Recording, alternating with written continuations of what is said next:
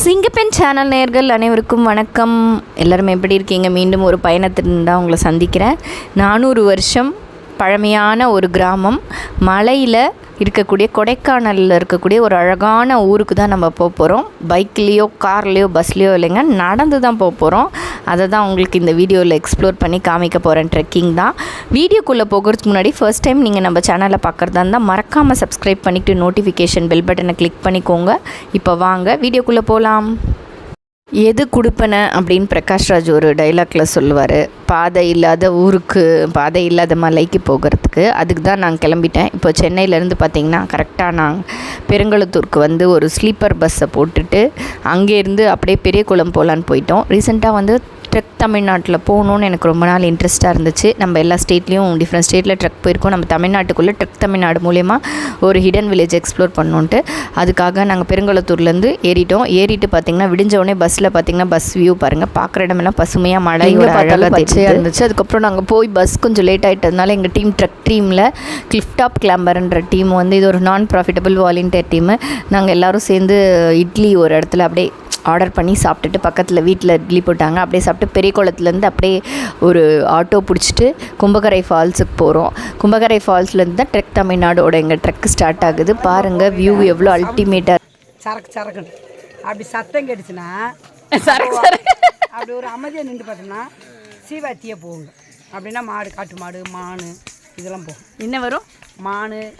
ஓ, அதெல்லாம் போகுது. மாடு, காட்டு மாடு இதெல்லாம் போகும். பயப்படாமல் போகுங்க, ஒன்றும் பயமெல்லாம் இல்லை. கும்பக்கரை ஃபால்ஸ் செக் போஸ்ட் வந்தீங்கனாலே இந்த அக்கா கடை இருக்கு. இளநீ சாப்பிடுங்க. என்ட்ரி கொடுக்கும்போதே கும்பக்கரையில் இந்த சிங்கம் மீன் கடைன்னு ஒரு கடை இருந்தது. இந்த அக்கா வந்து நிறைய ஃப்ரூட்ஸ் வச்சுருக்காங்க பாருங்கள். மாம்பழம், அதுக்கப்புறமா இந்த ஃப்ரூட்டு, அதுக்கப்புறம் ஸ்நாக்ஸு. கும்பக்கரை ஃபால்ஸ்க்கு வந்தீங்கன்னா கண்டிப்பாக இந்த அக்கா கடை செக் போஸ்ட் பக்கத்தில் இருக்க விசிட் பண்ணுங்கள். ரொம்ப நல்லா ஒரு கவனிக்கிறாங்க.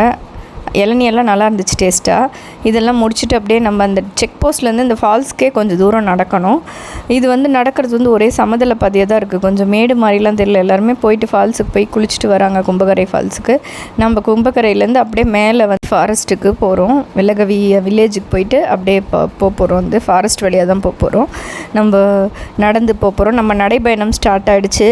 நடைப்பயணம் வந்து நாங்கள் 11 மணிக்கு ஆரம்பித்ததுனால கொஞ்சம் அந்த வெயில் அதிகமாக இருந்துச்சு. வெயிலோட தாக்கம் நடக்க டீஹைட்ரேஷன் ஆகிடுச்சு. ஒரு வழியாக நாங்கள் கும்பகரை ஃபால்ஸை கொஞ்சம் நேரத்தில் ரீச் பண்ணிட்டோம். அங்கே குளிக்க முடியல அன்ஃபார்ச்சுனேட்டாக. நம்ம ட்ரெக்கு போகணும், அதுதான் நம்மளோட மோட்டோ அப்படின்றதுனால ட்ரெக் தமிழ்நாடு மூலயமா எங்களுக்கு ஒரு கைடு அரேஞ்ச் பண்ணியிருந்தாங்க. ரொம்ப சூப்பராக இருந்துச்சு. அந்த ட்ரெக் தமிழ்நாட்டில் அந்த கைடு அண்ணா வந்து உள்ளே என்ட்ரு ஆனோடனே செக் போஸ்ட்டில் எங்களுக்கு கேப்பெல்லாம் கொடுத்துட்டாரு ட்ரெக் தமிழ்நாடுக்கு. அதுக்கப்புறமா பார்த்திங்கன்னா இந்த மாதிரி சின்ன சின்ன இந்த ஃபால்ஸ், இந்த வாட்டர் இதெல்லாம் க்ராஸ் பண்ணி போகணும். ஸ்டார்டிங்கில் மட்டும்தான். நீங்கள் வந்து இந்த வெள்ளகவி போகணும்னா நடுவில் எங்கேயுமே வாட்டர் சோர்ஸ் கிடையாது. கீழேயே வாட்டர் பிடிச்சிட்டு போயிடுங்க. இந்த கும்பகரை ஃபால்ஸ்லேயே வாட்டர் பிடிச்சிக்கலாம், இல்லாட்டி அதுக்கு முன்னாடி பிடிச்சிக்கலாம். ட்ரெக் தமிழ்நாட்டில் ஒரு ட்ரையலாவது போகணுன்னு நான் ஆசைப்பட்டேன். அதே மாதிரி அந்த நம்ம ட்ரையலுக்கு தகுந்த மாதிரி நம்ம வந்துட்டோம். இந்த ட்ரையல் பார்த்திங்கன்னா கும்பகரையிலேருந்து வெள்ளகவி போகணும். நம்ம வெள்ளகவிலேருந்து மேலே டால்ஃபின் ஹவுஸ் வழியாக போய் கொடைக்கானல் ஏறலாம். ஆனால் நாங்கள் ரிட்டர்ன் வந்து கும்பகரைக்கே தான் போட்டிருந்தோம். இது வந்து ட்ரெக் லெவல் வந்து மாட்ரேட் ட்ரெக் லெவல், ரொம்ப டிஃபிகல்ட்டி கிடையாது அப்படின்னு சொன்னாங்க. ஸோ ஃபஸ்ட்டு டே பார்த்திங்கன்னா நாங்கள் 9 கிலோமீட்டர்ஸ் ட்ரெக் பண்ணோம் அப்படின்னு சொன்னாங்க. இந்த 9 கிலோமீட்டர்ஸ் பார்த்திங்கன்னா கும்பகரை செக் போஸ்ட்லேருந்து அந்த ஃபால்ஸ்லேருந்து பார்த்திங்கன்னா ஒரு 8 கிலோமீட்டர்ஸ் கிட்ட வரும். அங்கே தெரியுது பாருங்கள் மலை, அவர் காமிக்கிறாரு பாருங்கள் கைடு. அந்த மலை தான் வந்து நம்ம போகிறோன்றது காமிக்கிறாரு. மேலே க்ளவுட்ஸ் கிட்டே இருக்கிறது. கொடைக்கானலுக்கு கொஞ்சம் கீழே இருக்குது இந்த கிராமம். இந்த அழகான மலை கிராமத்துக்கு போகிறதுக்காக நாங்கள் அந்த ட்ரெக் தமிழ்நாடு மூலயமா நாங்கள் மலை ஏறிட்டுருக்கோம். எல்லாருக்குமே வந்து நான் ஒரு நல்ல அட்வைஸ் கொடுக்குறேன். ட்ரெக் பண்ணுறதுக்கு முன்னாடி நல்ல உடற்பயிற்சி ரொம்ப முக்கியம். முக்கியமாக மூச்சு பயிற்சி ரொம்ப முக்கியம். நான் வந்து உடற்பயிற்சின்னு பார்த்திங்கன்னா என்னோடய உடற்பயிற்சி வந்து டெய்லியும் வாரத்தில் ஒரு 4-5 நாளாவது தொடர்ந்துருக்கும். இதில் வந்து பார்த்திங்கன்னா ஒரு 3 நாள் ஸ்ட்ரென்த் ட்ரைனிங் கொடுப்பேன். அப்புறமா பார்த்திங்கன்னா ஒரு 2-3 நாள் ஹெவி கார்டியோ கொடுப்பேன் என் பாடிக்கு. இப்படி இருந்தே வந்து நான் டாப் போக வந்து ட்ரெக் பண்ணும்போது கொஞ்சம் கஷ்டப்பட்டு தான் ட்ரெக் பண்ணேன். மலை ஏற ஒரு சின்ன டிப்ஸு தரேன் பாருங்கள்.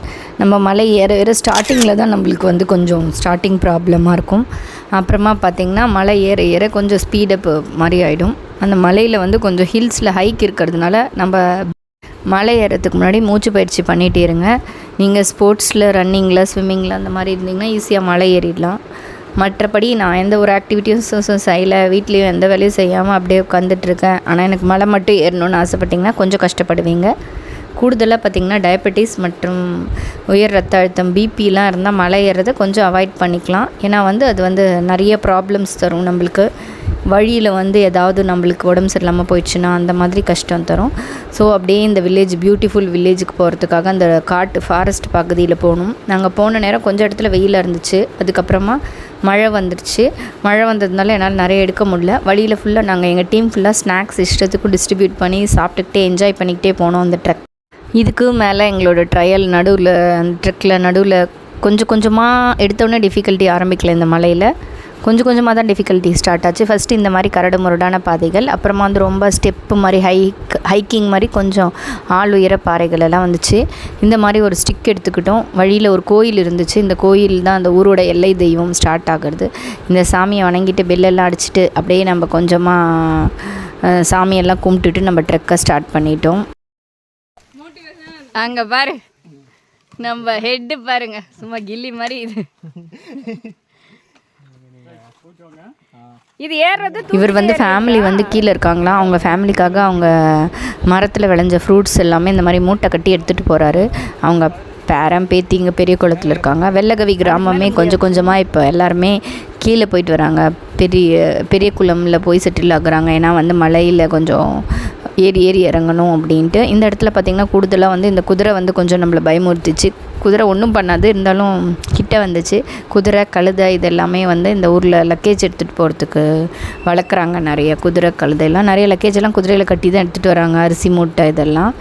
குதிரைக்கு நல்ல ஸ்ட்ரென்த் இருக்குதுங்க. மலையில் சூப்பராக ஓடுது பாருங்கள். இந்த ட்ரையல் எல்லாம் பார்த்துக்கிட்டே வாங்க.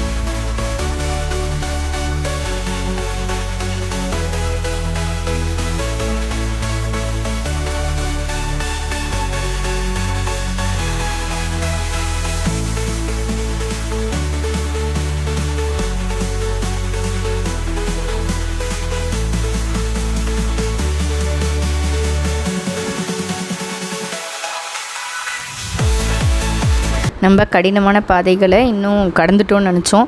இனிமேல் தான் பாருங்கள் எவ்வளோ ஆள் உயர பாதைகள் இருக்குது. நம்ம பாதி தூரம் தான் வந்திருக்கோன்னு தெரிஞ்சிச்சு. ஸோ இந்த மாதிரி கரடு முரடான பாதைகள் எல்லாம் தாண்டி போக ஆரம்பிச்சிட்டோம். மழையெல்லாம் நம்ம நனைஞ்சிட்டோம். வேறு ரெயின் கோட் முள்ளுச்செடி இந்த மாதிரி கீழ்ச்சிடுச்சு எங்களை ரெயின் கோட்டோட. அதுக்கப்புறமா அதையும் தாண்டி இந்த காட்டுப்பகுதியில் போனோம்.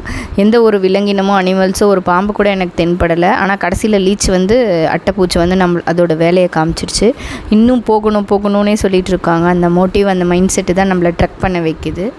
நம்ம கஷ்டப்பட்டு மலை ஏறி வரும்போது கூட இருக்கவங்க தான் நம்மளுக்கு ஒரு நல்ல மோட்டிவேஷன். கூட இருக்கவங்க நல்லா நம்மளுக்கு பேசிக்கிட்டே நம்மளை டைவர்ட் பண்ணிகிட்டே வந்தாங்கன்னா நம்மளுக்கு வழியில் நம்ம கஷ்டம் தெரியாது. இங்கே வழியில் ஃபுல்லாக அவகேடோ பழங்கள் அந்த மாதிரியெல்லாம் இருந்துச்சு. பார்க்க ஊர்கிட்ட வந்துருச்சுன்னு நினச்சோம்.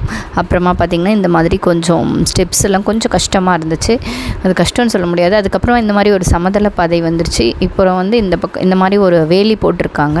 இந்த வேலி போடவும் இங்கேருந்து கொஞ்சம் தூரம் தான் போங்க அப்படின்னாங்க. இங்கே ஒரு ஊற்று இருந்துச்சு, அங்கே தண்ணி பிடிச்சிக்கிட்டோம். இது பார்த்திங்கன்னா இது யாரோடையோ எஸ்டேட், இந்த சைடு ஊர்க்காரங்களோட எஸ்டேட்டு. இதில் ஒரு மலை தாண்டி போனால் நம்மளுக்கு ஊர் வந்துரும்னு சொன்னாங்க.